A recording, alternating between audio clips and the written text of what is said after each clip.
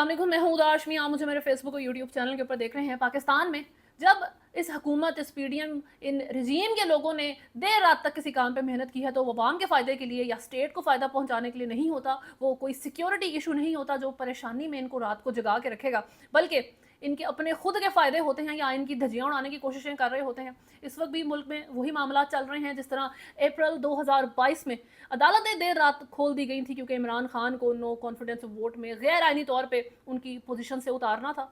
उसके बाद जनवरी 2024 में काजी फायज ईसा की सरबराही में सुप्रीम कोर्ट ने बल्ले का निशान पीटीआई से ले लिया था और उस वक्त भी जो है मिडनाइट के बाद ये फैसला सुनाया गया था। आधे आधे घंटे के डिले के बाद जो है इन लोगों ने कहीं जाके अवाम को बताया था कि जी हम बल्ले का निशान इनसे ले रहे हैं और हमारे पास कोई बेसिस मौजूद नहीं है उसकी।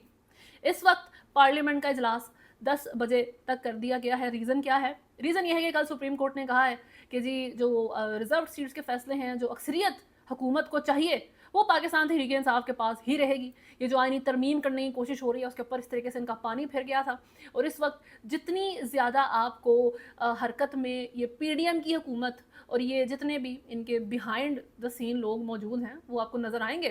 वो कभी भी मुल्क के फ़ायदे के लिए आपको इतनी हरकत में नज़र नहीं आते। कभी मुल्क में जब कोई परेशानी आती है या आम इनोसेंट लोगों की कोई कैजुअलिटी होती है तब भी आपको इतने परेशान नहीं नज़र आते। लेकिन इस वक्त ये अपनी अक्सरियत इकट्ठी करने में बहुत मुतहरिक हैं।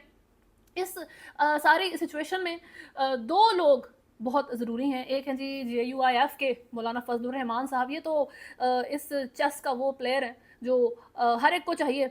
इन की जो इम्पोर्टेंस है ये आपको हुकूमत के अंदर नज़र नहीं आते, लेकिन एक किंग मेकर इनकी जो है एक पोजीशन रहती है क्योंकि ये जिस भी साइड के ऊपर जाके बैठते हैं तो उसको किसी ना किसी तरीके से फ़ायदा पहुंचा लेते हैं और उससे 3-4 गुना फ़ायदा अपने खाते में भी ये डालना नहीं भूलते।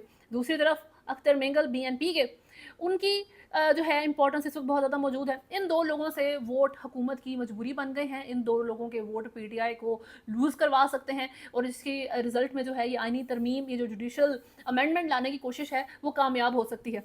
सबसे पहले तो ये जुडिशल अमेंडमेंट किस लिए है? ये काजी फायज ईसा की एक्सटेंशन जो है इससे इंश्योर हो जाएगी। जो रिटायरमेंट एज है जजेस की वो जो है बढ़ा दी जाएगी और उसके बाद जो इनकी तैनाती है कि सुप्रीम कोर्ट का जो चीफ जस्टिस है वो अभी तो सीनियोरिटी की बेसिस के ऊपर बनता है कि जो सबसे सीनियर मोस्ट जज है he is going to be the chief justice of Pakistan. लेकिन इस चीज़ को भी ये बदलने के ऊपर जो है तुल गए हैं कि अब हमें मंसूर अली शाह जैसा जज तो पसंद है नहीं, जो काजी फायज जैसा कि अक्टूबर में रिटायरमेंट के बाद आने के जो है उसकी कॉन्स्टिट्यूशन के लिहाज से जगह बनती है क्योंकि वो हमारे इन सारे जो कच्चे चट्टे हैं वो खोल के रख देगा, हमें हमारे गलत कामों में सपोर्ट नहीं करेगा। हम मैंडेट थी हुकूमत है, हमारे पीछे जो लोग बैठे हैं वो हमें हैंडल कर रहे हैं, तो इन सारे लोगों के लिए Mansoor Ali Shah is not a good news. तो काजी फायज ईसा एक वो सोल्ड आउट बंदा है और पाकिस्तान का मेरा ख्याल है एक तो मौलवी मुश्ताक साहब थे जिन्होंने ज़ियाउल हक के ऑर्डर के ऊपर उसके साथ मिल के और जेलसी में आके जुल्फ़िकार अली भुट्टो को फांसी चढ़ाने के ऑर्डर्स दिए थे। उसके बाद अपनी टाइप का अकेला एक जज काजी फायज ईसा साहब हैं जो इस वक्त मुल्क को दाव पे लगाने के लिए तैयार हैं इस तरीके से कि जी हम डिस्ट्रक्शन के ऊपर, तबाहकार एक बिल्डिंग्स होती हैं उसके ऊपर रूल कर लेंगे लेकिन एक्सटेंशन मेरी होनी चाहिए और उसमें ये फ़ायदा आते साथ देंगे हुकूमत को ऑब्वियसली। और उसके बाद जो है मोस्ट प्रोबेबली जो एक्सटेंशन इंश्योर होगी वो chief of army staff general Asim Munir की लगती है। इन लफ्ज़ों के ऊपर यकीन मत किया करें जब कोई कहे कि जी मैं तो एक्सटेंशन में बिल्कुल इंटरेस्टेड नहीं हूँ। उस बंदे से आपको ख़ास तौर पे डरना चाहिए जो आपको ये कहे कि मैं तो एक्सटेंशन नहीं चाहता, मैं बहुत सादा मिजाज इंसान हूँ, मैं इस गांव से बिलोंग करता हूँ, वहाँ जाके जो है ना मैं एक डेयरी फार्म खोल लूँगा। इस किस्म की बातचीत बाजवा साहब से हमने सुनी थी और आज तक पाकिस्तान की तारीख में कोई ऐसा बंदा नहीं मिला जिसने इतनी जो है ज़िल्लत के बाद एक्सटेंशन जो है अपने लिए इंश्योर करवाई हो जितनी Qamar Javed Bajwa former chief of army staff ने करवाई थी। और उसके बाद जो दूसरा नाम जो बड़ा टक्कर का मुकाबला दे रहे हैं बाजवा को वो है जी काजी फायज ईसा साहब, जो कि अपनी ना इज़्ज़त की उनको फ़िक्र है ना किसी आवाम की और सुप्रीम कोर्ट के एज ए इंस्टीट्यूशन उनकी इंडिपेंडेंस की इनको कोई फ़िक्र है। उनका बस ये दिल है कि 2027 तक इनको एक्सटेंशन मिल जाए और ये जो इनकी आपस में एक रिलेशन बिल्ड हो गया है इंटरडिपेंडेंट ये तरीके से ये जो हुकूमत चल रही है काजी फायज ईसा और दूसरी तरफ जो है ये रजीम के लोग हैं जिसमें अथॉरिटीज़ आती हैं, ये गवर्नमेंट आती है, PMLN पीपल्स पार्टी आती है जो मौलाना फजलुर रहमान को इस वक्त अपनी तरफ करने में मसरूफ़ है। PTI का वफद भी जाके मौलाना साहब से मिला है और मौलाना साहब का कहना था कि मैं तो मेहमान है ये मेरे लिए, मैं इनको ओपन आर्म्स से जो है अपने लिए वेलकम करता हूँ अपनी रेजिडेंस के ऊपर, लेकिन डिसीजन किसके हक़ में दिया है वो अभी तक मालूम नहीं है। अभी पीटीआई का वफद मौलाना साहब के पास मौजूद था, जिसकी वजह से नवाज शरीफ, शहबाज शरीफ और इसहाक डार के ऊपर मुश्तमिल जो एक वफद है वो मौलाना साहब से मिलने जाएगा। नवाज शरीफ बहुत होपफुल हैं कि मैं अपनी जो है ना अच्छी मीठी बातों में मौलाना को फंसा के जो है ना अपनी साइड पे कर लूँगा, फिर इससे जो है ये आइनी तरमीम हो जाएगी। और आज के दिन चांसेस बहुत ज़्यादा हैं कि हुकूमत चाहती है कि नो मैटर व्हाट आज जो है ना ये आइनी तरमीम किसी भी तरीके से जो जुडिशल अमेंडमेंट है जिसमें काजी फायजा की एक्सटेंशन हो जाएगी और उसके बाद जो है मुल्क के लोगों ने खुल के तबाही मचानी है वो ज़रूर हो सके। दूसरी तरफ अख्तर मेंगल हैं, ये एक बहुत इंटरेस्टिंग केस है। इन्होंने शर्त रखी है, इनकी तरफ से जो शर्त है वो ये है कि एक सीट के बदले 1000 मिसिंग पर्सन रिलीज़ करें, यानी कि 2 सीट्स चाहिए तो 2000 मिसिंग पर्सन रिलीज़ करें। ठीक हो गया। बीएनपी बलूचिस्तान उस एरिया में बहुत से मसाइल मौजूद हैं। मौलाना फजलुर रहमान खैबर पख्तूनख्वा में है, वहाँ पर हद से ज़्यादा बलूचिस्तान को जो है टक्कर का मुकाबला दे रहा है खैबर पख्तूनख्वा हालात की ख़राबी में। तो ये दो ऐसे लोग हैं और ऐसे सूबों से बिलोंग करते हैं जहाँ पे हज़ार इशूज़ हैं।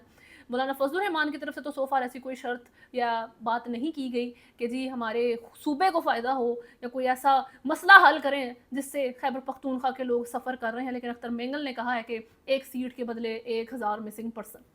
अब जिस हद तक की डेस्परेट ये हुकूमत है, जिस हद तक ये दूर तक जाने के लिए तैयार है कि जो भी करो यार ये हमें जो है ना मेक श्योर करो कि ये हमें मिल जाए किसी तरीके से, ये अक्सरियत हमें मिल जाए, ये जुडिशल अमेंडमेंट करने में हम कामयाब हो जाएं, फिर तो मज़े ही मज़े हो जाएंगे।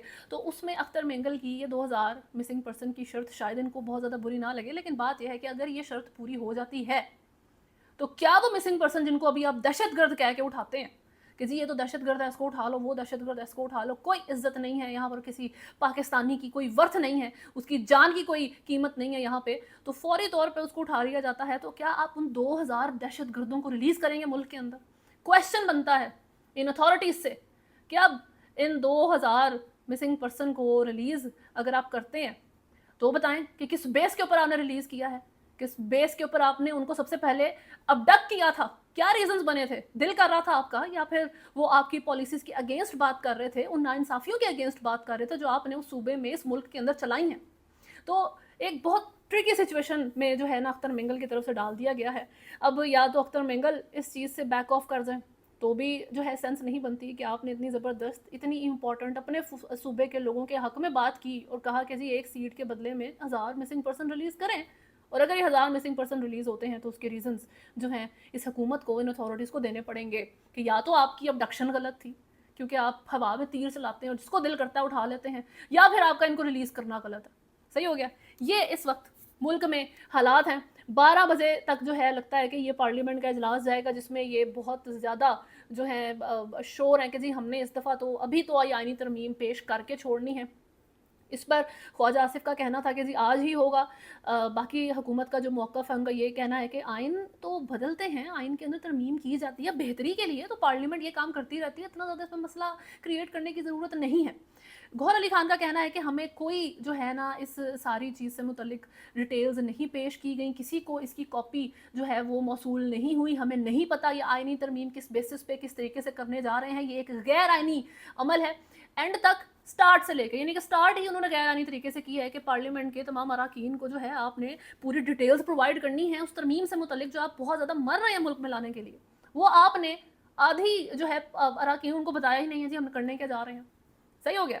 और इस सारी चीज़ का फ़ायदा काजी फायज़ ईसा कहते हैं कि जी मुझे तो एक्सटेंशन चाहिए ही नहीं। काजी फायज़ ईसा साहब जो है इस वक्त मज़े ले रहे हैं उस डिपेंडेंस के, क्योंकि इनसे ज़्यादा बड़ा सोल्ड आउट एक पपेट इस हुकूमत को और इसके हैंडलर्स को मिल नहीं सकता। और काजी साहब को ये बहुत अच्छे तरीके से पता है कि बड़े अच्छे टाइम पे मैं जो हूँ ना चीफ जस्टिस ऑफ पाकिस्तान बन गया हूँ, 2027 तक अपनी पोजीशन जो है ना ऐसे हासिल करूँगा कि ये कहूँगा कि नहीं प्लीज़ रहने दें, नहीं जैसे आप किसी के घर गेस्ट जाते हैं और कहते हैं नहीं प्लीज़ तकल्लुफ़ ना करें, मैं चाय नहीं पीऊँगा, लेकिन आप ऑब्वियसली आपको पता है कि उसने पूरी हाइट ही आपके सामने सेट कर देनी है।